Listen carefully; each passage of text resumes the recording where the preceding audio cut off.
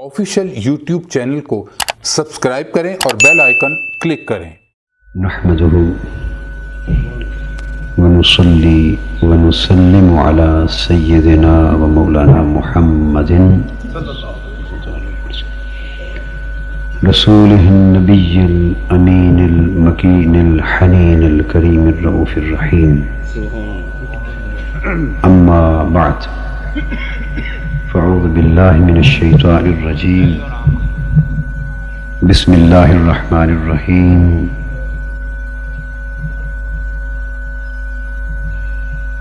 वमा क़दरुल्लाह हक़्क़ क़द्रिही is क़ालू मा अंज़लल्लाहु अला बशरिन मिन शै। सदक़ल्लाहु मौलाना अज़ीम। मुहतरम मशाइख़ उलमाए कराम, मुअज़्ज़ज़ ख़वातीन व हज़रात और अज़ीज़ान गिरामी क़द्र, अल्लाह रब्बुल इज़्ज़त का शुक्र है। हर साल जब शुरू होता है तो हुज़ूर अलैहिस्सलाम के किसी एक नाम की नज़र कर देते हैं ताकि साल भर जो सफ़र रहे वो उन्हीं के नाम रहे, सल्लल्लाहु अलैहि वसल्लम। पिछले साल भर जितना सफ़र था वो मिलाद मुस्तफ़ा के नाम था। पिछले साल मंसूबे के मुताबिक 100 कॉन्फ्रेंसेस से खिताब करना था पाकिस्तान भर में, सब मिलाद मुस्तफ़ा की कॉन्फ्रेंस, और ये चलती रही ताकि एक खिताब के दौरान फिर हार्ट की तकलीफ हो गई, तो आर्ज़ा क़ल्ब की वजह से फिर वो कुछ प्रोग्राम बाकी रह गए। मेरा ख्याल है 70 के करीब हो चुके होंगे। वो मिलाद मुस्तफ़ा के नाम थे। अब जो अज़ला रह गए थे उन्हें इस साल वक्त देने का फैसला कर लिया। ये नया साल था, मैंने कहा कि अब इस पूरे साल की जो सफ़र और कॉन्फ्रेंसेस और खिताबात हैं वो मिलाद मुस्तफ़ा के नाम थे, ये इश्क़ मुस्तफ़ा के नाम सल्लल्लाहु अलैहि वसल्लम। तो इस साल की तमाम कॉन्फ्रेंसेस तहरीक मिनहाजुल कुरान के तहत जो पाकिस्तान भर में और दुनिया भर में हो रही हैं वो पैगाम इश्क़ मुस्तफ़ा के उन्वान से सल्लल्लाहु अलैहि वसल्लम, और ये पैगाम तहरीक मिनहाजुल कुरान का उन्वान है। बच्चा पैदा होता है तो वालिदैन नाम चुन के खूबसूरत सा नाम रखते हैं ना, नाम रखते हैं ताकि उससे जाना जाए, पहचाना जाए। तो मिनहाजुल कुरान का अब यूं समझें कि 2 नाम हैं। मिनहाजुल कुरान के 2 नाम हैं। एक तो मिनहाजुल कुरान है जिसका माना है कुरान का रास्ता, कुरान का रास्ता, और एक नाम ऐसा है जो इस नाम का मजमून है, इस नाम का मजमून है और खुद मिनहाजुल कुरान की पहचान है, और वो नाम इश्क़ मुस्तफ़ा का पैगाम है। नारा तकबीर, नारा रिसालत, नारा गाफ़िया, इदारा मिनहाजुल कुरान और इश्क़ मुस्तफ़ा का पैगाम। पैगाम इश्क़ मुस्तफ़ा के बगैर मिनहाजुल कुरान कुछ नहीं है। मिनहाजुल कुरान का न कोई वजूद है और इदारा मिनहाजुल कुरान के वजूद का न कोई जवाज़ है अगर इश्क़ मुस्तफ़ा का पैगाम न हो। और ये भी याद रख लें कि जैसे इश्क़ मुस्तफ़ा के बगैर मिनहाजुल कुरान नहीं है, इसी तरह मिनहाजुल कुरान के बगैर इश्क़ मुस्तफ़ा भी नहीं है। मिनहाजुल कुरान के बगैर इश्क़ मुस्तफ़ा भी मुयस्सर नहीं आता। अब इसको मैं इदारे का नाम नहीं कह रहा, मिनहाजुल कुरान का माना है कुरान का रास्ता, तो कुरान के रास्ते से ही इश्क़ मुस्तफ़ा नसीब होता है। तो कुरान का और साहिब कुरान के इश्क़ का आपस में गहरा ताल्लुक है। अगर कुरान समझना हो तो साहिब कुरान की खिदमत में जाया करते हैं, हुज़ूर अलैहिस्सलाम की बारगाह से ताल्लुक जोड़ा करते हैं, वो साहिब कुरान हैं। तो कुरान साहिब कुरान के जरिए मिलता है, ان کے ذریعے ملتا ہے، اور اگر صاحب قرآن سے نسبت اور تعلق جوڑنا ہو تو وہ قرآن کے ذریعے سے نصیب ہوتا ہے۔ خیر، یہ تو کانفرنس کے عنوان کے حوالے سے چند جملے تمہیدی کلمات کے طور پہ میں نے عرض کر دیے۔ اللہ تبارک و تعالی آج کی رات حضور علیہ الصلوۃ والسلام کے عشق کے پیغام کی مناسبت سے چند لمحوں کے لیے ہمارا مل بیٹھنا قبول فرما لے، اور اس بابرکت مجلس کے طفیل کوئی دو چار چنگاریاں اس عشق کی نصیب فرما دے۔ قرآن مجید کی ایک آیہ کریمہ کے چند الفاظ میں نے عنوان گفتگو کے طور پہ تلاوت کیے۔ یہ سورہ انعام میں سے ہے یہ آیت کریمہ۔ جو الفاظ میں نے آج کے عنوان کے طور پہ تلاوت کیے، ان میں اللہ رب العزت نے ارشاد فرمایا، وما قدر اللہ حق قدرہ، ان لوگوں نے اللہ کی قدر نہ جانی، ان لوگوں نے اللہ کی قدر نہ جانی، اور جیسے اللہ کی قدر کرنی چاہیے تھی ویسے اللہ کی قدر نہ کی۔ بنیادی طور پہ خطاب اور روح سخن اس آیت کریمہ میں یہودیوں کی طرف ہے، پس منظر میں سیاق میں ان کی بات چلی آ رہی ہے۔ تو اللہ رب العزت ارشاد فرما رہے ہیں کہ اللہ کی جو قدر انہیں کرنی چاہیے تھی انہوں نے وہ قدر نہ کی، اور اللہ کی قدر صحیح طور پہ نہ جانی۔ کیوں؟ یہاں ایک سوال پیدا ہوتا ہے نا کہ کون سی بات ہو گئی کہ جس سے یہ معلوم ہو گیا کہ انہوں نے قدر نہ کی اور قدر نہ جانی۔ یہودیوں کے تو بہت سے معاملات ہمیں معلوم ہیں اور قرآن مجید بیان کرتا ہے، مگر اس طرح یہودیوں پر قرآن مجید نے کبھی گفتگو نہیں کی۔ الحم سے والناس تک پورے قرآن مجید کو پڑھیں، سورہ بقرہ میں، سورہ آل عمران میں، سورہ نساء میں، سورہ مائدہ میں، ابتدائی کافی ساری جو صورتیں ہیں جو مدنی صورتیں ہیں ان میں کثرت کے ساتھ یہودیوں کا ذکر آیا ہے، ان کی خرابیاں گنوائی گئی ہیں، ان کے مظالم ظلم گنوائے گئے، ان کی گمراہیاں بتائی گئی ہیں، وعدہ خلافیاں بتائی گئی، سب کچھ، مگر یوں کسی اور مقام پر نہیں فرمایا کہ انہوں نے اللہ کی قدر نہ کی۔ یہ بہت بڑی بات ہے۔ اللہ پاک خود اپنی زبان سے فرمائے کہ انہوں نے میری قدر نہ کی اور انہوں نے میری قدر نہ جانی۔ میں سمجھتا ہوں کہ ساری سزائیں ایک طرف، یہ ایک جملہ ایک بہت بڑا تانا ہے یہود کے لیے، اور ان کی بدبختی پر بہت بڑی مہر ہے، اور ان کی محرومی پر، بدبختی پر اور ان کے حال کی تباہی پر بہت بڑی سند ہے یہ کلمہ کہ انہوں نے اللہ کی قدر نہ کی۔ اب سوال پیدا ہوتا ہے باری تعالیٰ وہ کون سا خاص عمل ہے یا ان کی وہ کون سی خاص بات ہے جو انہوں نے کی اور اس کی وجہ سے آپ نے یہ فرمایا کہ انہوں نے اللہ کی قدر نہ جانی؟ پتہ تو چلے وہ کون سی بات ہے۔ تو اللہ رب العزت اس مقام پر فرماتے ہیں اذ قالوا ما انزل اللہ علی بشر من شیء، انہوں نے اللہ کی قدر نہ جانی جب یہ کہہ دیا، اور کیا؟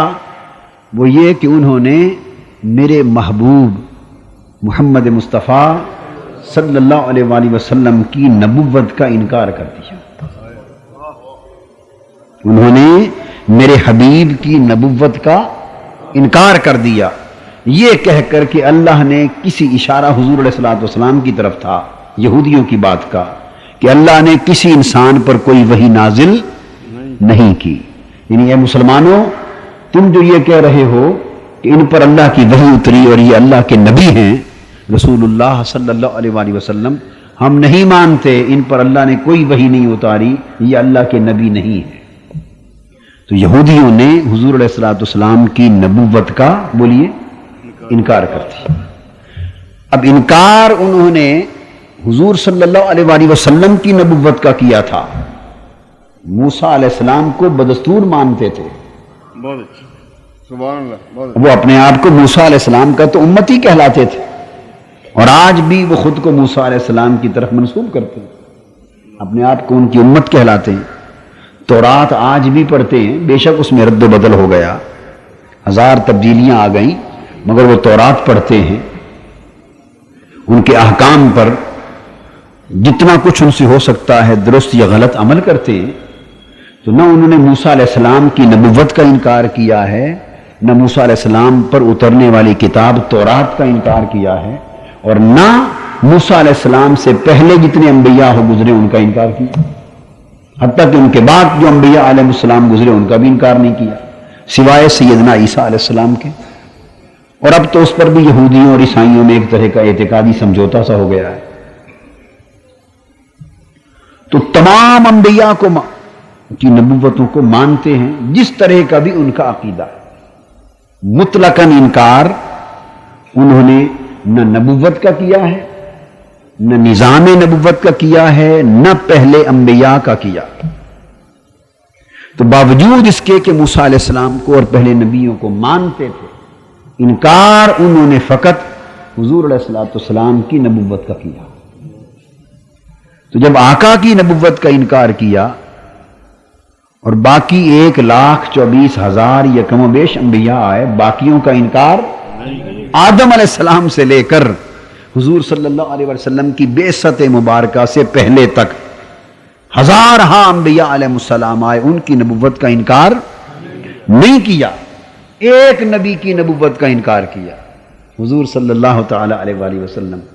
اس پر اللہ پاک نے فرمایا کہ جب تم نے یہ کہہ دیا نا کہ ہم حضور کو، اس محبوب کو، میرے محبوب کو نبی نہیں مانتے، تو تم نے صرف میرے محبوب کی نبوت کا انکار نہیں کیا بلکہ میری قدر و منزلت کا انکار کر دیا۔ میرے محبوب کی نبوت کا انکار، صرف ان کی نبوت کا انکار نہیں، تم نے میری خدائی کا انکار کر دیا، میری الوہیت کا انکار کر دیا، میری ربوبیت کا انکار کر دیا، میرے پورے نظام نبوت کا انکار کر دیا، اور نظام نزول وحی کا انکار کر دیا۔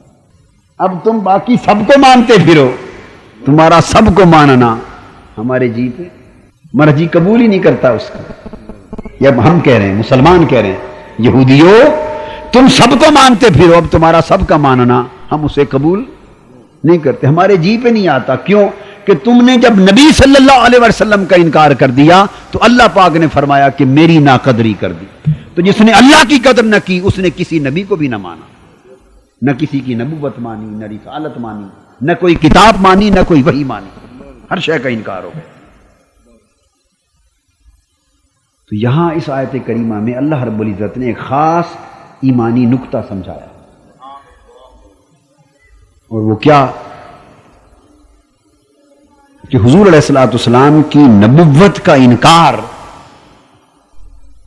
اللہ کی قدر نہ جاننا۔ جس نے حضور علیہ السلام کی نبوت کا انکار کر دیا اس نے گویا اللہ کی قدر نہیں جانی، اور اس کے برعکس یہ معلوم ہوا کہ گویا جس نے حضور علیہ الصلوۃ والسلام کو مان لیا اس نے اللہ کی قدر جان لی۔ یہ اس آیت کریمہ کا مغز ہے۔ جس نے حضور علیہ السلام نبوت محمدی کا انکار کیا اس نے اللہ کی قدر نہ جانی۔ تو بالعکس کیا ثابت ہوا؟ جب حضور علیہ السلام کی نبوت کا انکار کرنا اللہ کی ناقدری بن گئی تو پھر آقا کو مان لینا کس کی قدردانی بن گئی؟ اللہ کی قدر۔ تو حضور کو ماننا اللہ کی قدردانی، حضور کو نہ ماننا اللہ کی ناقدری۔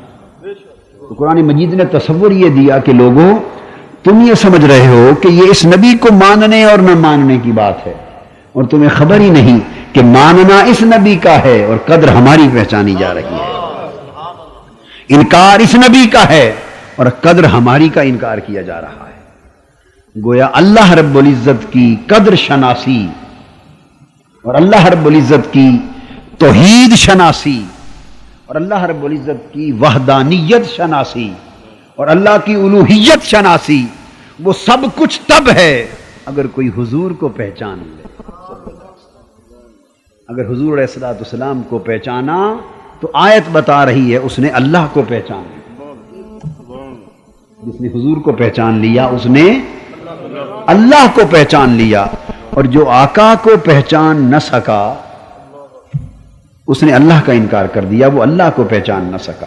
تو گویا پتہ یہ چلا اس آیت کریمہ سے کہ حضور کی پہچان ہی اللہ کی پہچان ہے، صلی اللہ علیہ وسلم۔ حضور علیہ الصلوۃ والسلام کی پہچان ہی اللہ کی پہچان ہے۔ آقا کا اقرار ہی اللہ کا اقرار ہے، اور آقا کا انکار ہی اللہ کا انکار ہے۔ آقا کی معرفت اللہ کی معرفت ہے، آقا کی پہچان اللہ کی پہچان ہے۔ آج کے دور میں، اس مادیت کے دور میں، لوگ ایمان کا یہ نقطہ بھولتے جا رہے ہیں۔ انہوں نے دو پہچانیں الگ الگ کر دی ہیں۔ جب سے دو پہچانیں الگ کر دی گئی ہیں، ان کو دو پہچانوں میں بدل دیا گیا ہے، تب سے توحید اور رسالت کے راستے جدا بنا دیے گئے، جبکہ توحید اور رسالت کے راستے جدا نہیں تھے اور نہیں ہیں۔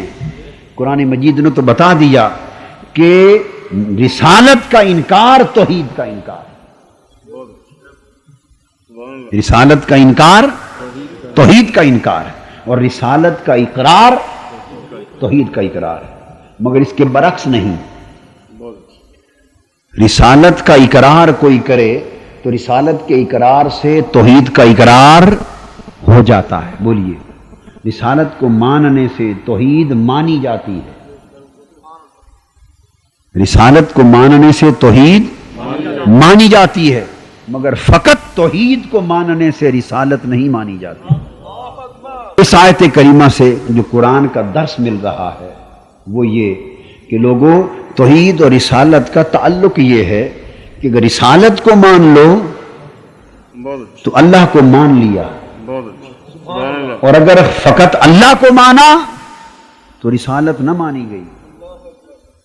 لہذا رسالت کے ماننے میں توحید کا ماننا شامل ہے، مگر خالی توحید کو ماننے میں رسالت کا ماننا شامل نہیں، کیونکہ یہودی توحید کو مانتے تھے، آج بھی مانتے، یہودی توحید کو مانتے تھے، آج بھی مانتے ہیں۔ تو توحید کا انکار نہیں کیا تھا یہودیوں نے، انہوں نے انکار کس کا کیا تھا؟ رسالت محمدی صلی اللہ علیہ وسلم۔ وہ یہودی کہہ سکتے تھے نا، باری تعالیٰ آپ یوں ہی ناراض ہو گئے، ہم نے تو تیرے ہزارہا نبیوں میں سے صرف ایک نبی کو نہیں مانا، وہ جو ہزارہا نبیوں کو مانتے رہے وہ سارا ہی چلا گیا، وہ ماننا کسی کھاتے میں نہ پڑا۔ ہزارہا کو جو مانتے رہے وہ ماننا کہاں گیا؟ ہزاروں کو مانا، ایک کو نہ مانا، تو نے ہمارا سارا ماننا ہی ختم کر دیا۔ اللہ پاک نے فرمایا کہ تمہیں اسی بات کی تو سمجھ نہیں، ان ساروں کو جو منوایا جا رہا ہے ان کا منوانا بھی اسی ایک کی خاطر، جس ہستی کی خاطر، جس ذات کی خاطر، جس نبوت اور جس رسالت کی خاطر سب کو منواتا رہا، تم انہیں مانتے پھرتے ہو، اور جس کی خاطر سارا ماننے کا جہان بنا ہے اس کا انکار کرتے ہو۔ اس لیے نہ باقیوں کو ماننا قبول ہے، حتیٰ کہ نہ میرا ماننا قبول ہے۔ میرا کیا بگڑتا ہے؟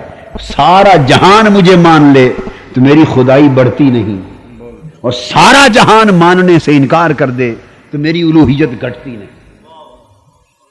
میں تو تمہارے ماننے کا محتاج ہی نہیں ہوں، تو میں نے یہ سارا ماننے کا جو نظام بنایا ہے، یہ جو عالم ایمان بنایا ہے، جو نظام ایمان بنایا ہے، میں تو بے نیاز ہوں، مجھے اس کی حاجت نہ تھی نہ ہے۔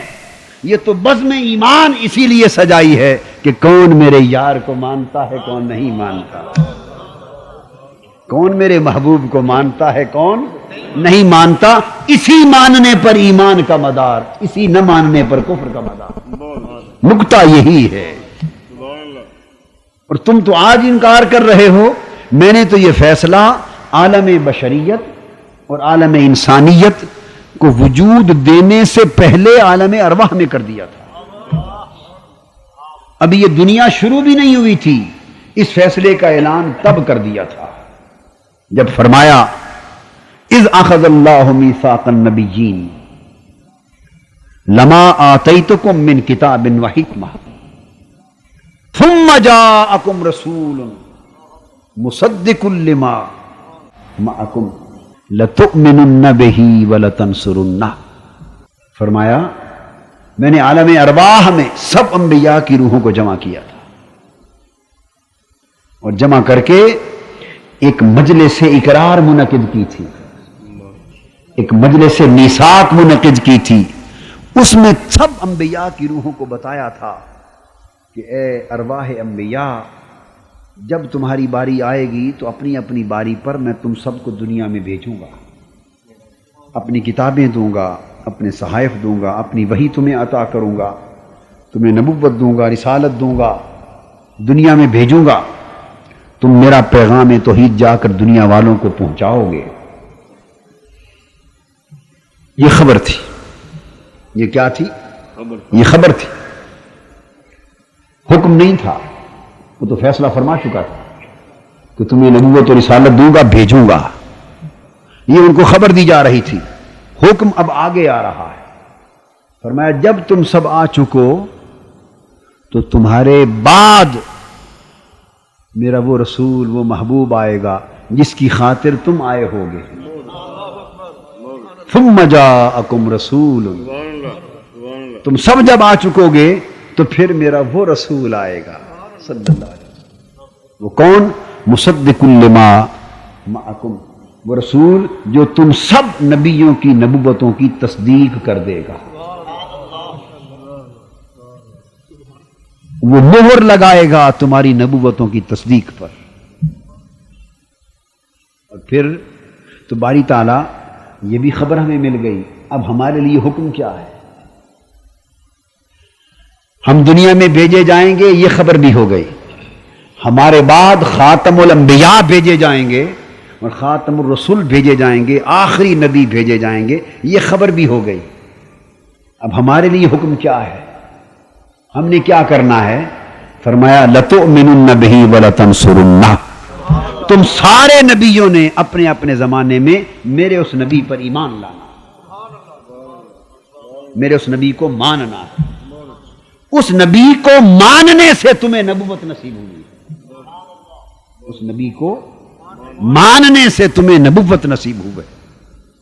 ان انبیاء کا منصب نبوت پر فائز کیا جانا وہ آقا کو ماننے کا محتاج تھا، آقا کو ماننے کا تصدق تھا، آقا کو ماننے کا نتیجہ تھا۔ لتؤمنن بہ ولتنصرنہ، تم نے میرے اس نبی کو ماننا ہوگا، ان کی نبوت پہ ایمان لانا ہوگا اور ان کے مشن کی مدد کرنا ہوگی۔ وَلَتَنْصُرُنَّ، اس کے مشن کی مدد کرنا ہوگی کہ جب تم اپنے زمانے میں دنیا میں آؤ گے تمہیں تو معلوم نہیں نا کہ وہ میرا محبوب کس زمانے میں آ رہا ہے۔ دو کام کرتے جاؤ گے، جہاں میری توحید کی دعوت قوم تک پہنچاتے جاؤ گے اور میری ہدایات اور احکامات پہنچاتے جاؤ گے، وہاں میرے محبوب کی آمد کا ڈنکا بجاتے جاؤ گے اور امت کو بتاتے جاؤ گے کہ وہ آنے والا آ رہا ہے جس کی خاطر ہمیں پہلے بھیجا گیا ہے۔ مبشرم برسول یاتی من بعد اسمہ احمد، ہم تو ان کی آمد کا ڈنکا بجا رہے ہیں، خوشخبریاں سنا رہے ہیں، امت کو بتاتے جاؤ اور ساتھ امت سے یہ وعدہ لیتے جاؤ گے کہ اگر تمہارے زمانے میں اللہ کا وہ محبوب مبعوث ہو گیا تو تم سب ان پر ایمان لانا اور ان کے دین کی مدد کرنا۔ سب نبی اللہ کے ساتھ کیے ہوئے اس وعدے پر عمل کرتے رہے۔ تو اللہ پاک نے فرمایا، یہ حکم دے کر فرمایا بولو کیا مجھ سے وعدہ کرتے ہو؟ سب انبیاء نے وعدہ کر لیا۔ اللہ پاک نے فرمایا میں خود اب اس میثاق اور وعدے پر گواہ بن گیا، میں خود گواہ بنتا ہوں۔ تو میں نقطہ وہ عرض کر رہا تھا، فرمایا ما قدر اللہ حق قدرہ اذ قالوا ما انزل اللہ علی بشر من شیء، جب انہوں نے میرے اس محبوب نبی کی نبوت کا انکار کر دیا، नबुवत मोहम्मदी का इनकार कर दिया, तो ये फकत इस एक नबी की नबुवत का इनकार न था, नबुवत मोहम्मदी के इनकार से आदम अलैहिस्सलाम तक सब नबियों की नबुवतों का इनकार हो गया, सबका इनकार हो गया, क्योंकि सबको नबुवतें इसी नबी के तसद्दुक से मिली थी। इमाम कुस्तलानी बयान करते हैं कि अंबिया अलैहिस्सलाम की अरवाह मुक़द्दसा पर आलम अरवाह में हुज़ूर अलैहिस्सलाम के नूर मुबारक को हुक्म हुआ, नूर मुहम्मदी सल्लल्लाहु अलैहि वसल्लम को, कि अंबिया की अरवाहों के ऊपर चमके। तो नूर मुहम्मदी सल्लल्लाहु अलैहि वसल्लम अंबिया अलैहिस्सलाम की रूहों पर चमका और सारी रूहों को उस नूर ने अपने नीचे ढांप लिया। अंबिया अलैहिस्सलाम की रूहों ने पूछा, बारी ताला ये कैसा नूर है जिसने हम सबको ढांप लिया? फरमाया, ये मेरे मुस्तफ़ा का नूर है सल्लल्लाहु अलैहि वसल्लम। अंबिया अलैहिस्सलाम को उस वक्त मारिफत दी जा रही थी। पूछा, बारी ताला वो कौन है? फरमाया, यही तो वो नबी है, अगर तुम इसकी नबुव्वत पर ईमान लाकर तस्दीक करोगे तो तुम्हें नबी बना दूंगा। अल्लाह पाक ने अंबिया अलैहिस्सलाम को जो नबुव्वतें अता की वो बतसद्दो के नबुव्वत मोहम्मदी अता की सल्लल्लाहु अलैहि वसल्लम। सो इसलिए फरमाया कि जिसने मेरे इस महबूब की नबुव्वत का इनकार कर दिया उसने हर शय का इनकार कर दिया। सब अंबिया का भी इनकार कर दिया, और अंबिया का इनकार तो उनका इनकार था, उसने तो खुद मेरा ही इनकार कर दिया, अल्लाह का। ये कोई मामूली सी बात तो नहीं कि हुजूर अलैहिस्सलाम की नबुव्वत के इनकार को अल्लाह फरमा दे कि मेरा ही इनकार कर दिया। और कायदा ये है कि अगर हुजूर की नबुव्वत और रिसालत का इकरार हो जाए तो उस इकरार में बाकी अंबिया की नबुव्वतों का भी इकरार है, क्योंकि इस इकरार से फिर आप किसी नबी की नबुव्वत का इनकार नहीं कर सकते, नहीं कर सकते। अगर कर दिया तो काफिर हो गए। इस इकरार के बाद सब अंबिया की नबुव्वतों पर ईमान दाखिल हो गया, लाजिम हो गया। और फिर हुजूर की रिसालत के इकरार में अल्लाह की तौहीद का इकरार है। मगर खाली अल्लाह की तौहीद का कोई इकरार कर ले जैसे यहूदी करते थे और रिसालत मोहम्मदी का इनकार कर दिया तो वो तौहीद का इकरार भी रद्द कर दिया गया, तौहीद का इकरार भी रद्द कर दिया गया। तो याद रख लें कि यहूदियों ने तौहीद का इकरार किया, रिसालत का इनकार किया, तो उनके इनकार रिसालत के सबब से उनका इकरार तौहीद भी रद्द कर दिया गया, रद्द कर दिया गया। यहूदी किसकी राह पर चले? ये शैतान की राह पर चले। सूरह फातिहा में जो अल्लाह पाक ने फरमाया, सिरातल लज़ीना अनअमता अलैहिम गैरिल मग़दूबि अलैहिम वलद्दालिन, बारी ताला इनाम याफ्ता बंदों की राह पर चला और उनकी राह पर न चला जिन पर तेरा गजब हुआ। मुफस्सिरीन बयान करते हैं कि जिन लोगों पर अल्लाह का गजब हुआ वो कौन है? वो जमात यहूद है। जिन पर अल्लाह का गजब हुआ वो कौन है? वो यहूदियों की जमात है। मगर मैं आपको थोड़ा इससे पीछे ले जाना चाहता हूं, इस तारीख को बताना चाहता हूं कि इस कायनात में अल्लाह पाक सबसे पहले किस पर गजबनाक हुआ? शैतान पर। बल्कि शैतान पर नहीं, जब गजब फरमाया उस वक्त वो शैतान नहीं था, उस वक्त इब्लीस था। वो तो अल्लाह के गजबनाक होने से वो शैतान बन गया। शैतान तो लकब बाद में पड़ा। तो सबसे पहले अल्लाह रब्बुल इज्जत इब्लीस पर गजबनाक हुआ। और सबब क्या था? ये बात ज़हन में रखिए। यानी इस दुनिया में, कायनात में जब गजब इलाही पहली बार हुआ, पहली बार गजब इलाही हुआ, वो इनकार तौहीद पर नहीं हुआ, इनकार रिसालत पर हुआ। ये वाक़या आपने पूरी जिंदगी पढ़ा होगा, पूरी जिंदगी सुना होगा, मगर इसकी वो जिहत जो आज वाज़े कर रहा हूं शायद पहले ज़हन इस तरफ न गया हो कि पहली बार जब अल्लाह का गजब इस कायनात में, और जिस फर्द पर पहली बार गजब इलाही हुआ, जिस पर अल्लाह गजबनाक हुआ, वो अल्लाह की गजबनाकी इनकार तौहीद पर न हुई बल्कि इनकार रिसालत पर हुई। तो अल्लाह पाक ने जो फरमाया कि जिन पर अल्लाह का गजब हुआ उनकी राह से बचो, तो सबसे पहला गजब अल्लाह का इब्लीस पर हुआ जो शैतान बना। और वो कैसे हुआ? कुरान मजीद में कई मुकामात पर इसका जिक्र आया है, कई मुकामात पर। हुक्म है कि अल्लाह पाक ने इरशाद फरमाया सब फरिश्तों को कि मेरे आदम को सजदा करो। इज़ क़ुलना लिल मलाइकति इसजुदू लि आदम फसजदू इल्ला इब्लीस।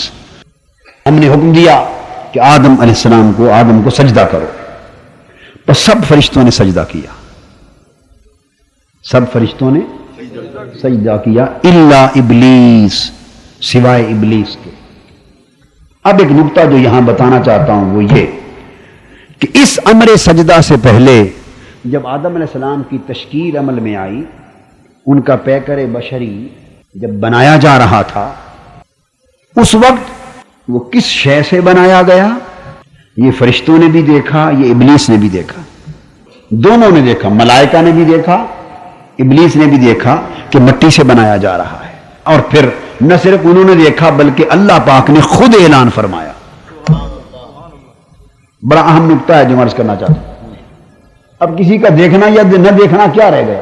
اللہ رب العزت نے خود اپنی مبارک زبان سے اعلان فرمایا، انی خالق بشرا من صلصال من حمأ مسنون، میں یہ پیکر بشری، بشریت کا پیکر مٹی سے بنا رہا ہوں۔ فَإِذَا سَوَّيْتُهُ وَنَفَخْتُ فِيهِ مِن رُّوحِي فَقَعُوا لَهُ سَاجِدِينَ، جب میں اسے تیار کر لوں، ہموار کر لوں اور اس کے سارے مرحلوں کی خوبصورتی سے تکمیل کر لوں، وَنَفَخْتُ فِيهِ مِن رُّوحِي، اور پھر میں اپنی روح اس کے اندر پھونک دوں، تو تب تم سجدے میں گر جانا۔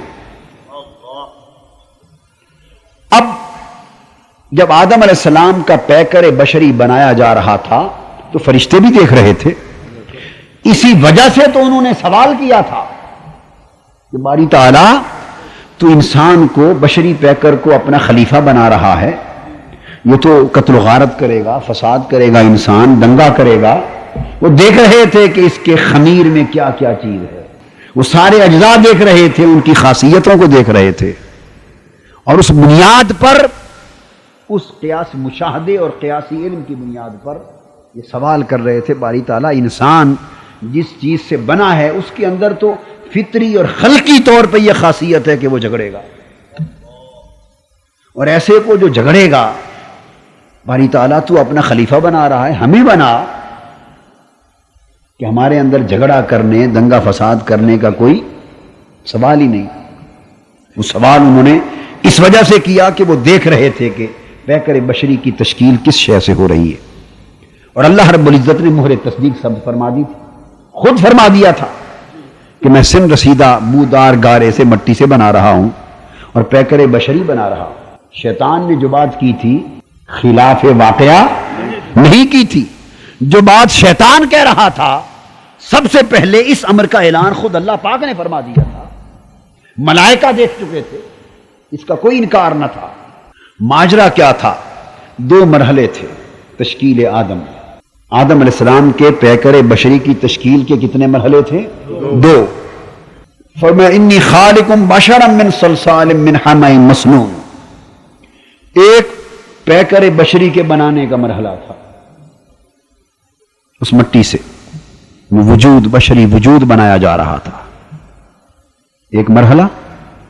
پھر دوسرا مرحلہ تھا فَإِذَا سَوَّيْتُهُ وَنَفَخْتُ فِيهِ مِن رُّوحِي، جب یہ بشری پیکر، بشری وجود بن جائے تو پھر میں اس میں اپنی روح پھونکوں گا،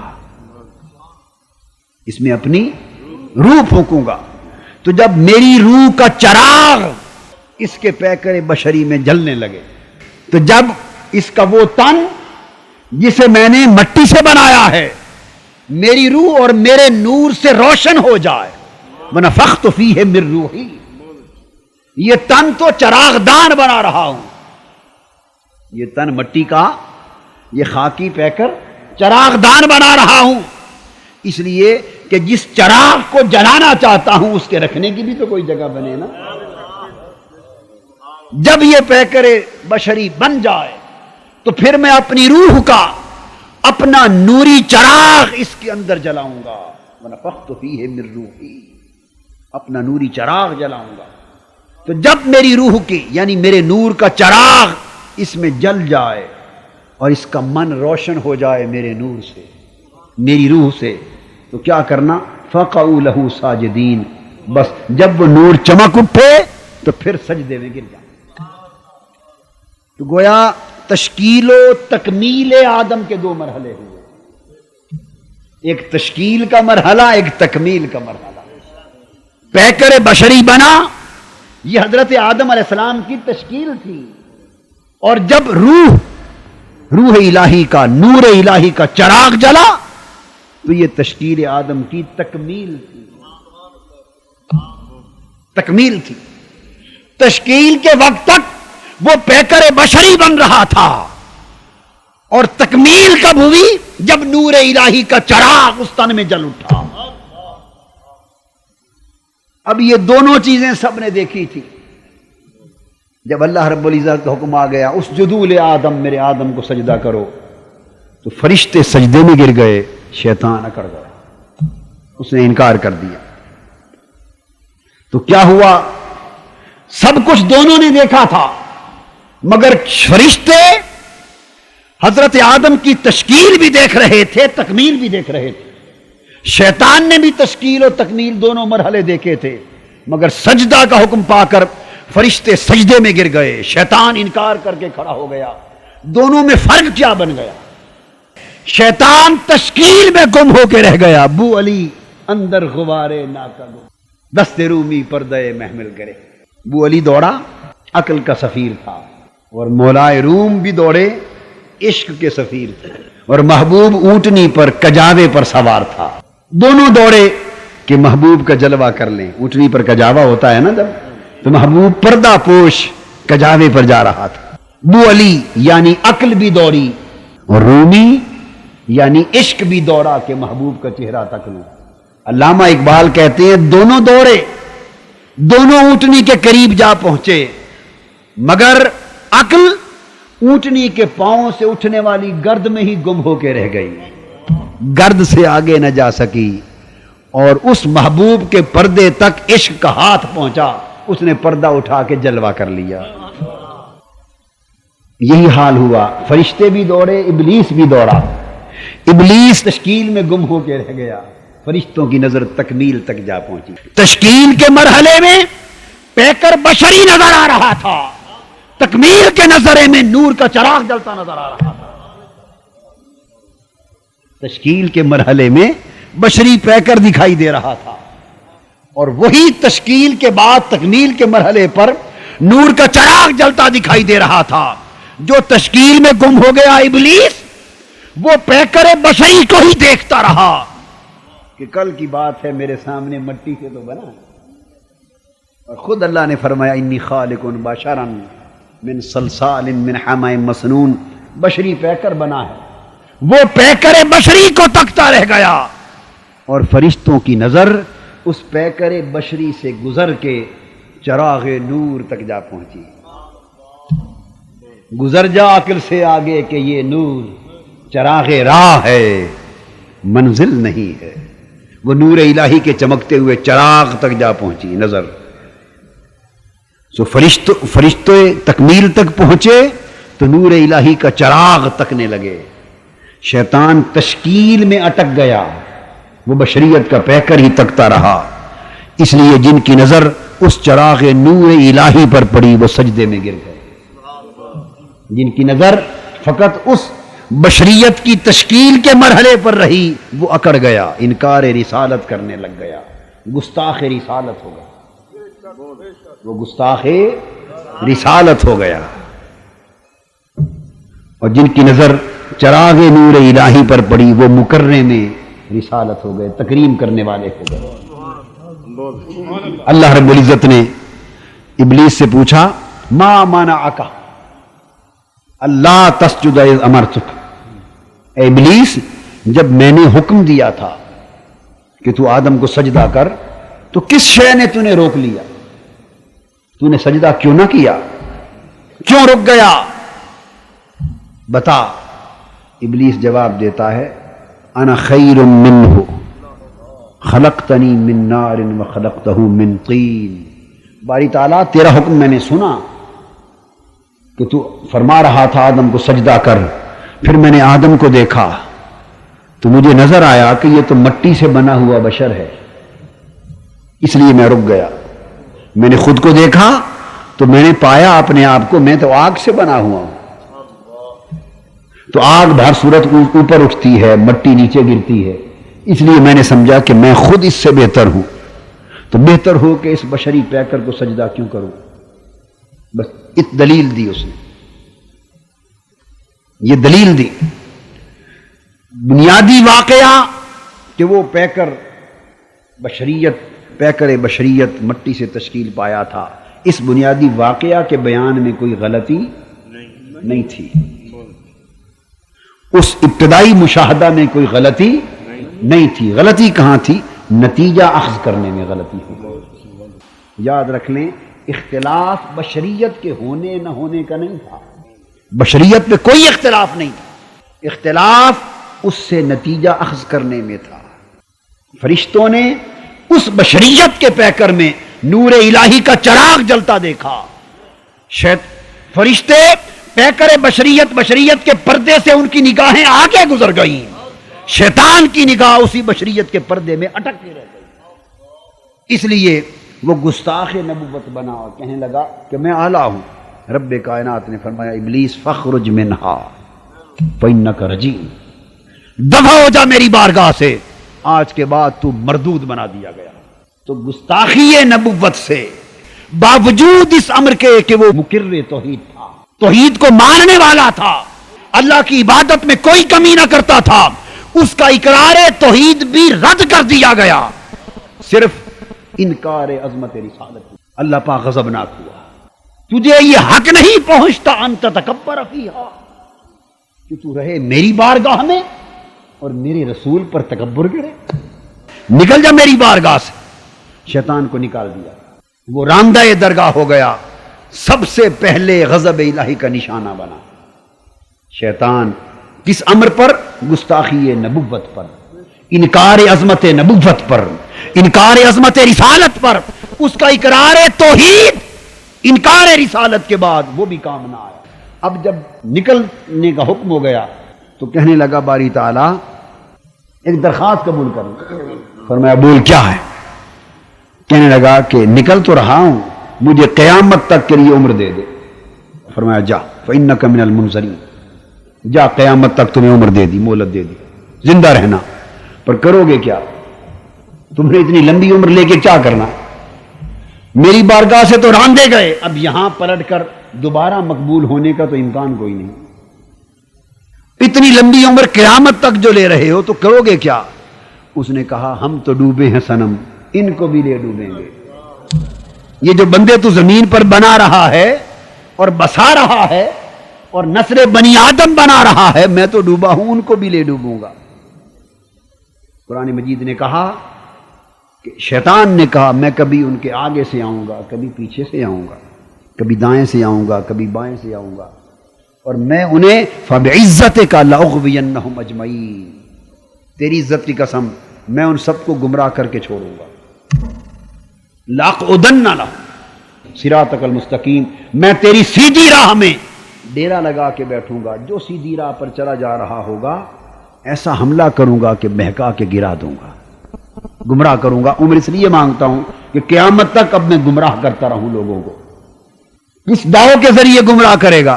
دعو تو وہی ایک ہے جس کی وجہ سے میں راندہ درگاہ ہوا ہوں، بس اسی فتنے میں مبتلا کرتا رہوں گا. وہ گستاخی ہے نبوت. شیطان کے پاس اور تو دعو ہے کوئی نہیں، باقی سب دعو اس میں سے نکلے.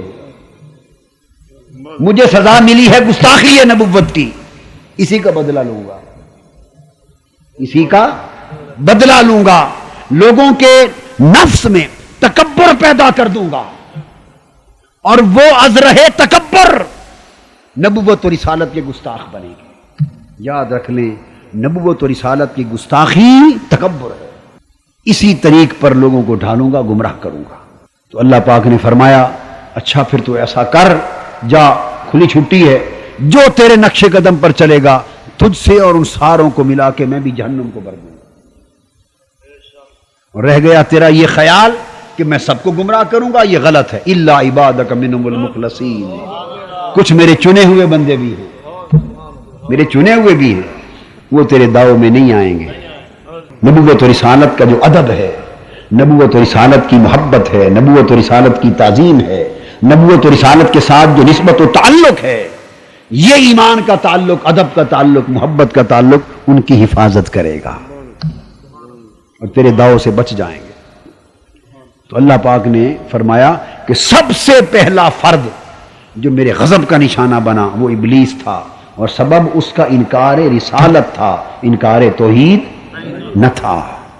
اس لیے فرمایا وما قدر اللہ حق قدرہ اذ قالوا ما انزل اللہ علی بشر من شیء۔ دو باتیں اب آ گئیں کہ ایک تو نگاہ اسی بشریت پہ رکھی، نگاہ اسی کہ کسی بشر پر، کسی انسان پر اللہ نے کچھ نازل نہیں کیا۔ یہ کلمہ بتا رہا ہے کہ نگاہ اسی بشریت پہ رکھی، اور یہ نگاہ بشریت پہ رکھ کر وہ انکار عظمت نبوت تک جا پہنچے۔ تو جو اصول عقیدہ ایمان کی حفاظت اور بچاؤ کا جو راز ملا وہ یہ کہ دوستو بشریت پہ کوئی جھگڑا نہیں، اسلام میں بشریت پہ کوئی جھگڑا اور کوئی اختلاف۔ جو انبیاء علیہ السلام کی بشریت کا انکاری ہو وہ کافر ہے، جو حضور علیہ الصلوۃ والسلام کی بشریت مقدسہ کا انکاری ہو وہ یاد رکھ لیں کافر ہے۔ یہ نص قرآنی ہے۔ جو کہے میں حضور صلی اللہ علیہ وسلم کو یا دیگر انبیاء کو مطلقاً بشریت ان کا مانتا ہی نہیں، بشر ہونا مانتا ہی نہیں، وہ اتنے کلمے سے کافر ہو جائے، اس میں کوئی شک نہیں ہے۔ جو شخص اس سے مختلف بات بتاتا ہے آپ کو وہ جاہل ہے، اسے نہ قرآن کی خبر ہے نہ اسلام۔ تو مطلق بشریت پہ جھگڑا ہی نہیں، تو جھگڑا کس بات پہ ہوا؟ بشریت پہ نہیں، بشریت کے تکرار پہ جھگڑا ہے۔ بشریت ماننے کی چیز ہے، اصرار اور تکرار کی چیز نہیں ہے۔ مانتے فرشتے بھی تھے، بشریت کا اقرار فرشتوں نے بھی کیا تھا، شیطان نے بھی کیا تھا، مگر دونوں میں فرق یہ تھا کہ فرشتوں نے صرف اقرار کیا تھا، بشریت پہ اصرار نہیں کیا تھا، اصرار نہیں کیا تھا، فقط اقرار کیا تھا، بشریت پہ اصرار و تکرار نہیں کیا تھا۔ شیطان اقرار سے بڑھ کر اس کے تکرار تک جا پہنچا۔ جب بشریت کا تکرار شروع ہوتا ہے، اصرار شروع ہوتا ہے، یہ تکرار بشریت انکار عظمت نبوت پر جا پہنچتا ہے۔ وہ کہتا ہے پھر ہمارے طرح ہیں، کھاتے ہیں پیتے ہیں، شادی ہوتی ہے، بیاہ ہوتا ہے، یہ ہوتا ہے۔ پھر یہ تکرار بشریت انکار عظمت نبوت پر انسان کو لے جاتا ہے، انکار عظمت رسالت پر لے جاتا ہے، اور اس کا راستہ کفر تک بندے کو پہنچاتا ہے۔ مطلق اقرار میں کوئی عیب نہیں، وہ تو تقاضائے ایمان ہے۔ اگر مطلق بشریت کا اقرار نہ کریں تو کافر ہو گئے۔ دونوں گھر اپنی اصلاح کر لیں۔ میں دونوں گھر اس لیے کہہ رہا ہوں کہ کئی بادشاہ لوگ ادھر بھی ایسے ہیں، کئی بادشاہ خطبہ واعظین ادھر بھی ایسے ہیں کہ جب ترنگ میں آتے ہیں تو نہ آگے دیکھتے ہیں نہ پیچھے، بس پھر بولتے ہی چلے جاتے ہیں۔ دین نازک تلوار ہے، نہ اس میں افراط چاہیے نہ تفریط چاہیے۔ تو اصل نقطہ سمجھنے کی کوشش کریں، اختلاف بشریت پر نہیں، کبھی جھگڑا نہ کیا کریں اس پر۔ اختلاف اور جھگڑا کس پر ہے؟ بشریت پہ، تکرار پہ جھگڑا۔ ہم اقرار کرتے ہیں مگر تکرار نہیں کرتے، اس کے انکار کو کفر جانتے ہیں، بس اتنا مدعا تھا، پورا ہو گیا۔ اس پر تکرار و اصرار کی ضرورت نہیں کہ تکرار اور اصرار اور اقرار راستے دو ہیں۔ بشریت کا فقط اقرار کرنے والے فرشتے تھے، جنہوں نے فقط اقرار کیا، تکرار نہ کیا، وہ سجدے میں گر گئے، وہ ادب نبوت تک جا پہنچے۔ جس نے بشریت پہ تکرار کیا وہ گستاخی نبوت پر جا پہنچا۔ خالی اقرار کرنا یہ فرشتوں کا شیوا ہے، اس پر تکرار کرنا شیطان کا شیوا ہے۔ اور یہ سب دیکھنے کا فرق ہے۔ یوسف علیہ السلام کو زلیخا نے بھی دیکھا تھا، زنان مصر نے بھی دیکھا تھا۔ پھر کیا ہوا؟ جب شہرت ہوئی اس بات کی کہ زلیخا یعنی زنان مصر نے شور کر دیا، شور مچ گیا، عورتوں نے ایک تہمت لگا دی کہ زلیخا اپنے خریدے ہوئے معاذ اللہ غلام پر عاشق ہو گئی۔ وہ تو غلام سمجھتی تھی نا، اس لیے کہ خالی دیکھا تھا، جانا نہ تھا۔ بہت اچھا یہی تو سارا جھگڑا ہے کہ نگاہ کہاں جا کے رکی، بس جھگڑا ہی اتنا ہے، بہت اچھا جس کی نگاہ کہاں جا کے رکی۔ بدقسمتی یہ ہے کہ جہاں انسان کی اپنی نگاہ رک جاتی ہے وہ سمجھتا ہے منزل یہی ہے۔ ہم اوپر دیکھتے ہیں نا، جہاں ہماری نگاہ رک جاتی ہے ہم سمجھتے ہیں آسمان یہی ہے، یہ آسمان نہیں ہے، ہماری نگاہ کی حد ہے۔ آسمان تو کتنا اونچا ہے وہاں ہماری نگاہ نہیں جا سکتی۔ یہ ہماری عادت ہے، جہاں نگاہ رک گئی سمجھتے ہیں شاید منزل آ گئی، بہت اچھا عادت ہے نا انسان کی۔ بہت اچھا اگر یہ بات سمجھ میں آ جائے کہ انسان سمجھے نہیں یہاں میری نگاہ رکی ہے، منزل آگے ہے۔ دیکھنا یہ ہے کہ نگاہ کس کی کہاں جا کے رکی، تو جہاں رکی سمجھنے والے سمجھ گئے کہ میری نگاہ یہاں الجھ گئی، رک گئی، حقیقت آگے ہے۔ اور جس نے سمجھا کہ میری نگاہ نہیں رکی، حقیقت یہی ہے، وہ بھٹک گیا۔ ان کی نگاہ وہیں رک گئی تھی، زنان مصر کی عورتوں کی۔ انہوں نے شور مچا دیا کہ زلیخا عاشق ہو گئی اپنے ہاتھ سے خریدے ہوئے غلام پر، معاذ اللہ۔ زلیخا پریشان ہو گئی، پورے شہر میں تہمت ہو گئی، عزت نہ رہی، کیا کریں؟ ادھر دوڑ پہ کوئی سبیل، کوئی طریقہ ہاتھ آئے اس تہمت کو ختم کرنے کا، ان کی زبانیں بند کرنے کا۔ وہ کسی کے پاس گئی، کسی نے اس کو نسخہ بتا دیا۔ زلیخا کی خوش قسمتی کہ وہ کسی اقرار والے کے پاس گئی، تکرار والے کے پاس نہیں گئی۔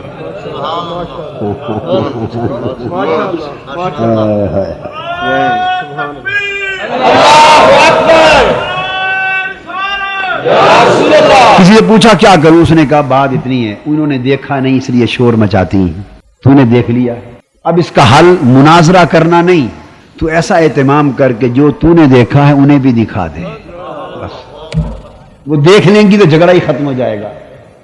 جب تک نہیں دیکھا جھگڑے ہیں، دیکھ لیا تو زبانیں بند ہو جاتی ہیں۔ کوئی مثل نہیں ڈھولن دی، کوئی مثل نہیں ڈھولن دی، چپ کر میرے علی اتھاں جا نہیں بولن دی۔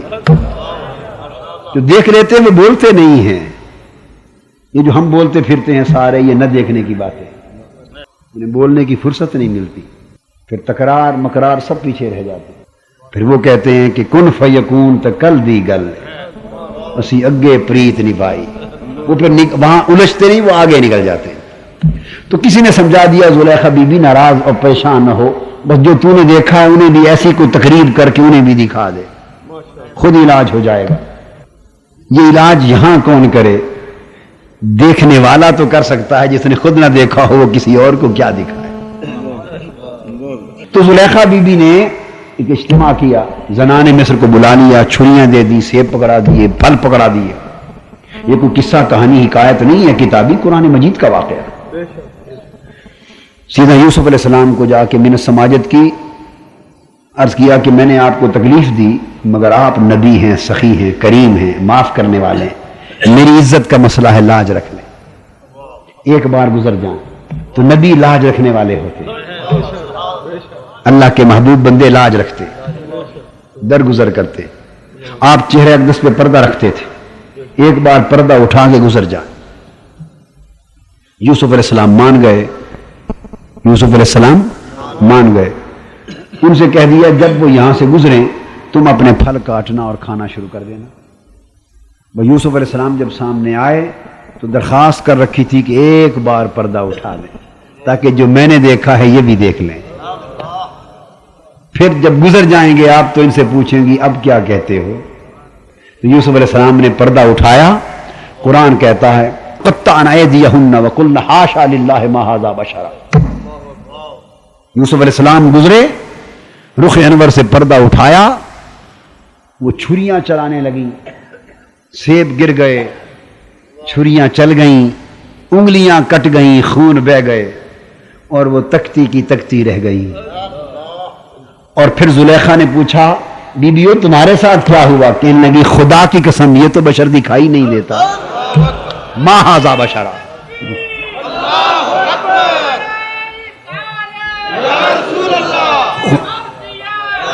خدا کی قسم یہ تو بشر نہیں، خدا کی قسم قلنا حاشا للہ ما ھذا بشر، خدا کی قسم یہ تو بشر نہیں۔ اب جب انہوں نے کہا کہ یہ تو بشر نہیں، تو ان کے کہنے سے کیا بشریت ختم ہو گئی؟ یہ بات توجہ طلب ہے۔ ان کے کہنے سے بشریت یوسفی ختم ہو گئی؟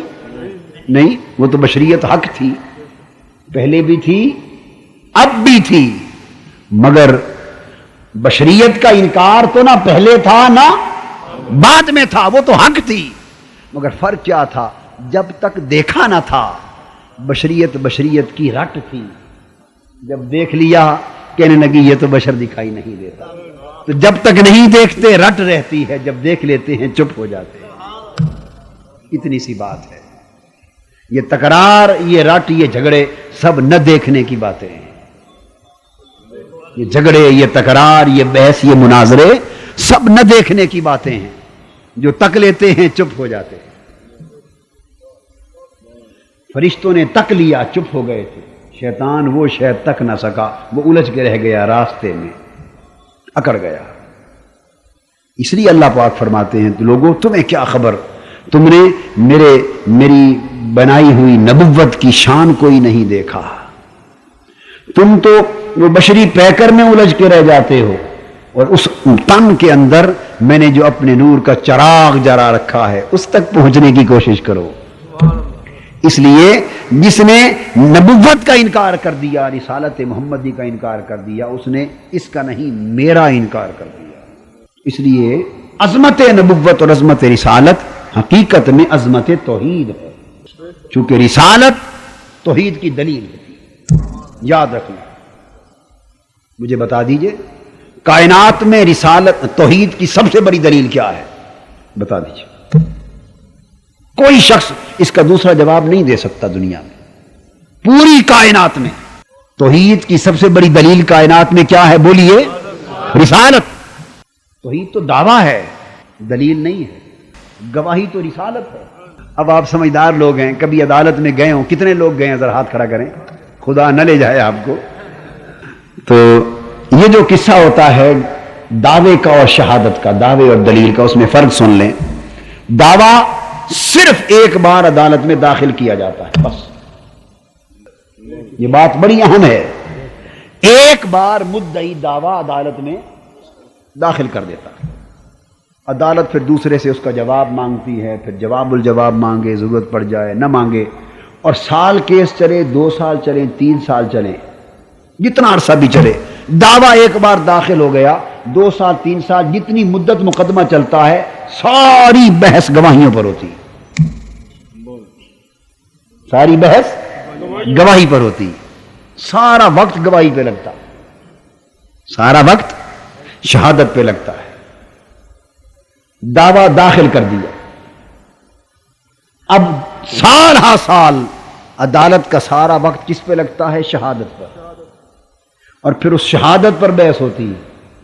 شہادت اگر کنارے لگ جائے تو دعویٰ ثابت ہو جاتا ہے، شہادت کنارے نہ لگ سکے تو دعویٰ خارج ہو جاتا ہے۔ دعویٰ کا تو اتنا کام ہے، یا داخل ہوا قبول ہو گیا، یا گواہی سے اس دلیل سے ثابت نہ ہو سکا تو خارج ہو گیا۔ تو دعویٰ داخل کرنے کے بعد عدالت وقت سارا کا سارا شہادت پہ لگاتی، گواہی پر لگاتی۔ جب یہ بات آپ سمجھ گئے، اب آ جائیے، توحید دعویٰ ہے، توحید دعویٰ ہے۔ رب کائنات نے ہمارے عقیدے کے لیے داخل کر دیا، فرمایا میری توحید دعویٰ ہے۔ مولا اب کیا کریں؟ فرمایا اس کے ساتھ ایک گواہی بھیجی ہے مصطفیٰ کے نام، صلی اللہ علیہ وسلم، نبی کے نام سے۔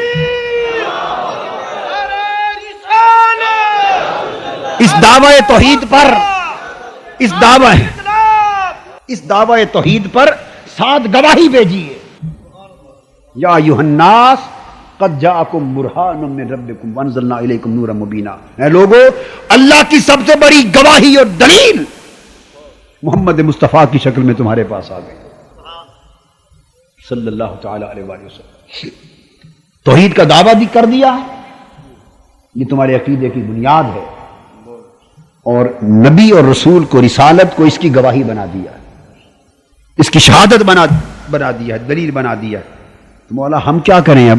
فرمایا اب سارا وقت عدالت کی طرح شہادت پر لگاؤ۔ ہائے ہائے ہائے، اب سارا وقت شہادت پہ لگاؤ، گواہی پر لگاؤ، اور گواہی رسالت ہے۔ گواہی ساری محنت کس پہ کرو؟ گواہی پہ کرو کہ گواہی پختہ ہو گئی تو دعویٰ ثابت ہو جائے گا. فرمایا میری توحید تمہارے ایمان کا دعویٰ ہے، عقیدہ ہے، بنیاد ہے. اب اگر جیتنا چاہتے ہو تو سارا وقت رسالت پہ لگاؤ. جیتنا چاہتے ہو تو ساری محنت محبت رسالت پہ صرف کرو، ادب رسالت پہ صرف کرو، اتباع رسالت پہ صرف کرو، غلامی رسالت پہ صرف کرو. اگر توحید کی گواہی، شہادت، رسالت پر محنت کام آ گئی، اس مرحلے پہ جیت گئے تو توحید نصیب ہو جائے گی. اگر رسالت پر محنت کم رہ گئی تو دعویٰ تمہارا کامیاب نہ ہوگا، تم خارج ہو جاؤ گے. اب ساری محنت گواہی پہ کرو. اور وہ ساری محنت کس طرح کرو؟ عاشق لوگ کہتے ہیں اس لیے محمد محمد کریں دے گزر گئی. ہائے ہائے. جنہوں نے ساری عمر گواہی پر محنت کی ہے نا، وہ کہتے ہیں محمد محمد کریں دے گزر گئی، احد کولو احمد گلیں دے گزر گئی. اس پر محنت کرنے کی ضرورت. نچوڑ بات کا یہ ہے، میں ابھی اسی نقطے پر میں آگے نہیں چل رہا، چونکہ آگے چلا تو پھر تو بڑا لمبا مضمون چھڑ جائے گا. میں نے کہا کہ وہی جو نقطہ تھا کہ قدر نہ کی. ہائے ہائے. جب میرے نبی کو نہ مانا تو میری بھی قدر نہ کی. بس اسی کی وضاحت پہ بات ختم کروں گا. جب میرے نبی کو نہ مانا، میرے یار کو نہ مانا، میری بھی قدر نہ کی. میرے محبوب کی رسالت کو نہ مانا تو میری بھی قدر نہ کی. کیوں کہ جب گواہی کو نہ مانا تو دعویٰ کیسے مانا گیا؟ جب گواہی نہ مانی، کوئی کہے جی میں گواہی تو نہیں مانتا، دعویٰ مانتا ہوں، تو تم دعویٰ عرش سے جا کے لے کر آئے ہو. تمہیں دعویٰ پہنچایا کس نے ہے؟ اللہ اکبر. رسول ہی نے تو پہنچایا ہے. تو پہنچانے والے کو نہیں مانتے اور اس کو مانتے ہو جس کو دیکھا ہی نہیں کسی نے. وہ بتایا کس نے ہے کہ وہ ہے؟ اسی رسول نے تو بتایا ہے کہ وہ ہے. تو جو بتا رہا ہے اس سے تعلق کم رکھتے ہو اور جس کی خبر دے رہا ہے ادھر ڈائریکٹ تعلق بنانا چاہتے ہو. فرمایا اس طرح تو بات نہیں بنتی. تم کب جانتے تھے مجھے؟ اسی رسول نے تو بتایا کہ میں ہوں. اسی نے تو میری خبر دی. یہی تو میری شہادت ہے، یہی تو میری گواہی ہے، یہی تو میری دلیل ہے. تو جس کی اس دلیل سے نسبت پختہ ہو گئی وہ میری ایمان، میری توحید کے نور سے روشن ہو گیا. اور جس کی اس دلیل سے نسبت کمزور ہو گئی وہ میری توحید کے نور سے محروم ہو گیا. محنت یہاں کرو، محنت یہاں کرو، اجر وہاں سے ملے گا. یہاں محنت کرو گے تو اس کو پالو گے. اس محبوب پہ محنت کرو، اس کو پالو گے. کیونکہ اس کی قدر سے اللہ کی قدر ہے اور رسالت کی ناقدری سے اللہ کی توحید کی ناقدری ہے. وہ لوگ غلطی میں ہیں جو توحید اور رسالت کو جدا کرتے پھرتے ہیں. وہ خسارے میں ہیں. وہ سوچ کو درست کر لیں، وہ سوچ کو درست کر لیں. اس میں ایمان کا بڑا خسارہ ہے. اور یہ اللہ کی رحمت کی بوندیں گواہ ہیں. اللہ یہ گواہ ہیں کہ حق یہی ہے کہ رسالت کو توحید سے جدا نہ کیا جائے. یوں عقیدہ رکھا جائے کہ میرے آقا تم ذات خدا سے نہ جدا ہو نہ خدا ہو. تم ذات خدا سے نہ جدا ہو نہ خدا ہو. اللہ ہی کو معلوم ہے کیا جانیے کیا ہو. چلو بہرحال آج اسی پر گفتگو ختم کرتے ہیں. موضوع تو طویل ہے. پھر اللہ پاک یہ نقطہ اگر سمجھ میں آ گیا تو ایمان کو پختگی نصیب ہوتی رہے گی. یہاں ایک دو حدیثیں سنا دوں صحابہ کرام کے عمل کہ صحابہ کرام نے اس پر محنت کی. بولیے صحابہ کرام نے، یہ بڑی اہم بات ہے، سنیے، بڑی اس پر محنت کی تھی، اس تعلق پر محنت کی تھی. بخاری شریف سے دو ایک حدیثیں سنا دیتا ہوں تاکہ تائید مل جائے. حضرت عبداللہ ابن عباس رضی اللہ تعالیٰ عنہ، میں نے کہا نا اس بارگاہ میں محنت کرو تاکہ اس بارگاہ کی رسائی نصیب ہو جائے. اس گواہی، اس شہادت اور دلیل کے تعلق پر محنت کرو تاکہ دعویٰ ہمارا پختہ ہمارے دلوں میں راسخ ہو جائے. حضرت عبداللہ ابن عباس رضی اللہ تعالیٰ عنہ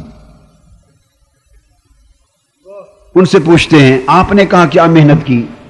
مفسر قرآن تھے عبداللہ ابن عباس. سب صحابہ کرام میں سب سے بڑے مفسر کون؟ حضرت عبداللہ ابن عباس رضی اللہ. حضور علیہ السلام نے انہیں ترجمان القرآن کا لقب دیا تھا. اے عبداللہ ابن عباس رضی اللہ تعالیٰ عنہ، آپ صحابہ کرام کی جماعت کے مفسر قرآن بنے، ترجمان القرآن بنے. آپ نے کہاں محنت کی؟ تفسیر کا علم کہاں سیکھا؟ قرآن کی معرفت کہاں سے لی؟ کون سی کتاب پڑھی؟ کیا محنت کی؟ ہمیں کو بتائیں. فرماتے ہیں نہیں، میں نے تو کیا تفسیر کی کتابیں پڑھنی تھی کوئی نہیں کتابیں. اس زمانے میں ایک ہی تو کتاب تھی، ایک حروف میں ایک جسم کی شکل میں. حروف والی کتاب کو قرآن کہتے تھے، جسمانی کتاب کو مصطفیٰ کہتے تھے. اس کو پڑھتے تھے، اس کو دیکھتے تھے. یہ سارا قرآن. بھئی ہمارے عقیدے میں تو یہ دو قرآن ہیں. یہ ہمارے عقیدے میں تو یہ دو قرآن ہیں، ایک لفظوں والا، ایک نینوں والا، آنکھوں والا، ہائے ہائے ہائے زلفوں والا. یہ قرآن پڑھنے کے لیے، وہ قرآن دیکھنے کے لیے. اب آپ کی مرضی، جس کے دل میں یہ سودا آ جائے، بھئی میرے پاس تو اسی قسم کا سودا ہے، وہ قبول کر لے، طبیعت تو لے جائے. جس کے دل میں نہ آئے وہ فتویٰ لگائے، جھگڑا کرے، یہیں پھینک جائے. ہم کسی اور جگہ سودا دے دیں گے. گاہک بڑے ہیں عشق کے، گاہک بڑے ہیں. جس کو پسند آئے گا لے لے گا، نہیں پسند آئے گا چھوڑ جائے گا. تو عبداللہ ابن عباس رضی اللہ تعالیٰ عنہ فرماتے ہیں کہ میں نے تو بھئی نہ کوئی فن سیکھا، نہ کوئی کتاب پڑھی، میں تو یوں ہی مفسر بن گیا. وہ یوں ہی کیسے بن گئے؟ فرمایا اس بارگاہ کی نوکری کر کر کے، اس کی نوکری کر کر کے. کیسے؟ صحیح بخاری میں حدیث ہے.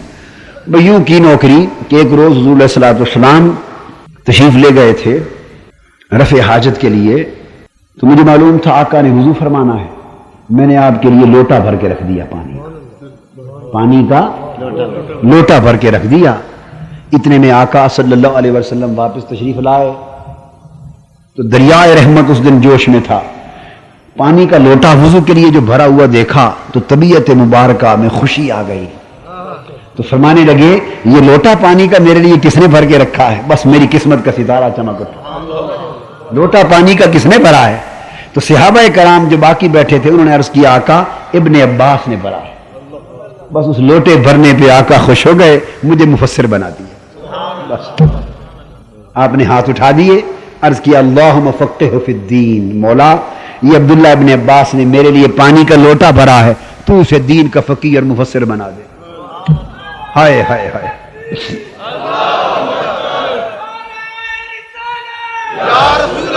جن لوگوں نے آقا کی محبت میں، خدمت میں، ادب میں لوٹے بھرے، وہ مفسر بن گئے، وہ فقیہ بن گئے، مجتہد بن گئے، امام بن گئے. جنہوں نے آقا کی محبت و ادب کے لوٹے بھرے، جنہوں نے آقا کی محبت و ادب کے لوٹے بھرے وہ مفسر بن گئے. اور جو محبت و ادب کے لوٹے نہ بھر سکے وہ لوٹے کے لوٹے رہ گئے. وہ لوٹے کے لوٹے رہ گئے. جنہوں نے ادب کے لوٹے بھرے وہ مفسر ہو گئے، جو لوٹے نہ بھر سکے وہ کھوٹے رہ گئے، وہ کھوٹے رہ گئے. بس اتنی بات ہے. یہ ملتا ہے سب کچھ مگر اس در کی نوکری سے ملتا ہے، اس دہلیز کی محنت سے ملتا ہے. حضرت عبداللہ ابن مسعود رضی اللہ تعالیٰ عنہ سے پوچھیں، یہ مفسر تھے. ابن عباس کیا تھے؟ عظیم مفسر تھے. عبداللہ ابن مسعود عظیم محدث تھے. تو سب علم سب کے پاس تھے مگر یہ بڑے محدث تھے اور فقیہ بھی تھے. اور امام اعظم امام ابو حنیفہ رضی اللہ تعالیٰ عنہ جن کے ہم مقلد ہیں، ان کا مذہب یعنی فقہ حنفی اکثر حضرت عبداللہ ابن مسعود کی روایات پر ہے. ان سے پوچھیے اے حضرت عبداللہ ابن مسعود کوئی قصہ آپ بھی بتائیں، آپ محدث اعظم بن گئے صحابہ کرام کی جماعت میں، آپ کیسے بنے؟ فرمایا ہم نے کیا کرنا تھا، ہم بھی اسی در کی نوکری کرتے رہے. فرماتے ہیں کہ میں یہ کرتا تھا کہ جب حضور صلی اللہ علیہ وسلم کہیں تشریف لے جاتے کسی محفل میں، مجلس میں، ساتھ ساتھ رہتا. جب جوڑے اتارتے بیٹھنے کے لیے تو اٹھا کے میں بغل میں رکھ لیتا. ہائے ہائے آقا کے نالین پاک جوڑے مبارک बगल में रख लेता तो जोड़े उठाता, वापस आते तो पहनाता। बस हुजूर के जोड़े उठाता उठाता मुहद्दिस बन गया। हाय हाय हाय, आका के जोड़े उठाता उठाता मुहद्दिस बन गया। वो हुजूर के लोटे भरते भरते मुफस्सिर बन गए। और खालिद बिन वलीद आका का मुंह मुबारक, बाल मुबारक टोपी में रखकर सिपा सालार आजम बन गया। जिसको देखो वो इसी दर की नौकरी से कुछ न कुछ बन गया है। इसलिए हुक्म ईमान का ये है, अगर उस निस्बत और ताल्लुक को, तौहीद वाली निस्बत और ताल्लुक को पुख्ता करना चाहते हो और दर्जा ऊंचा करना चाहते हो तो इस दर पे झुक जाओ। जो जितना झुका वो उतना ही ऊंचा हो गया, जितना झुका वो उतना ही ऊंचा हो गया। अल्लाह रब्बुल इज़्ज़त हमें बारगाह रिसालत और बारगाह नबुव्वत की अज़मत की मारिफत अता कर दे कि अगर ये मारिफत नसीब हो गई तो तौहीद के नूर से सीना रोशन हो जाएगा। तहरीक मिनहाजुल कुरान इस पैगाम को दुनिया में आम करने का मिशन है, इस पैगाम को आम करने का मिशन है और यह पैगाम कुरान का रास्ता है। आप अहबाब इस इश्क मुस्तफवी के पैगाम को, और आज यकीन जानिए ईमान मुर्दा हो रहे हैं। ईमान मादियत के दौर में, बेअदबी के दौर में, नफसानियत के दौर में, हिरसुलालच के दौर में, कुफ्र व इल्हाद के दौर में, मगरबियत के दौर में ईमान मुर्दा हो रहे हैं। आज मैं अपनी जिंदगी भर की सोच का निचोड़ बता रहा हूं आपको। आज ईमान को फिर से जिंदा करने का एक ही रास्ता है, मोहम्मद मोहम्मद करें दे गुजर गए। इस दर से चिमट जाओ, इन जोड़ों से चिमट जाओ। अगर हुजूर अलैहिस्सलाम की निस्बत रिसालत मोहब्बत, अदब और खिदमत और इत्तिबा, मोहब्बत, अदब, खिदमत और इत्तिबा, इन निस्बतों से यह ताल्लुक अगर दोबारा जिंदा हो गया, ईमान सलामत हो जाएगा। अगर यह ताल्लुक कमजोर पड़ गया तो ईमान बर्बाद हो जाएगा। तहरीक मिनहाजुल कुरान का फिक्र यह है कि इस दौर में नौजवान नस्ल और उम्मत मुस्लिमा के ईमान को फिर सलामत करने और जिंदा करने के लिए आका के इश्क व मोहब्बत के पैगाम को आम किया जाए। और ये उम्मत मुस्लिमा के हर फर्द की जिम्मेदारी है। इस मिशन का साथ दें, इसके सिपाहियों और कारकुनों के दस्तोबाजू बन के चलें, ताकि मिलकर इज्तिमाई तराना हुजूर के इश्क का बुलंद हो। वो तराना जो बलाल की रूह से सीने से उठता था रज़ी अल्लाह ताला अन्हु, उस तराने को फिर से जिंदा करने की जरूरत है। अल्लामा इकबाल ने उनके इसी तराने का हवाला दिया है और उनके इस ताल्लुक का हवाला दिया है। वो कहते हैं अल्लामा इकबाल कि किसी को देखते रहना नमाज थी तो अदाए दीद सरापा न्याज थी तेरी। हाय हाय हाय, अदाए दीद सरापा न्याज थी तेरी, किसी को देखते रहना नमाज थी तेरी, किसी को देखते रहना नमाज थी तेरी। और अगर इस पर मेहनत की जाए तो शायद जिंदगी में कभी कोई नमाज एक बार ही सही हमें भी नसीब हो जाए कि नमाज में खड़े हों और किसी को देखते रहना नमाज बन जाए। अल्लाह पाक हमारे हाल पे करम फरमाए। वमा अलैना इल्लल बलाग। ऑफिशियल YouTube चैनल को सब्सक्राइब करें और बेल आइकन क्लिक करें।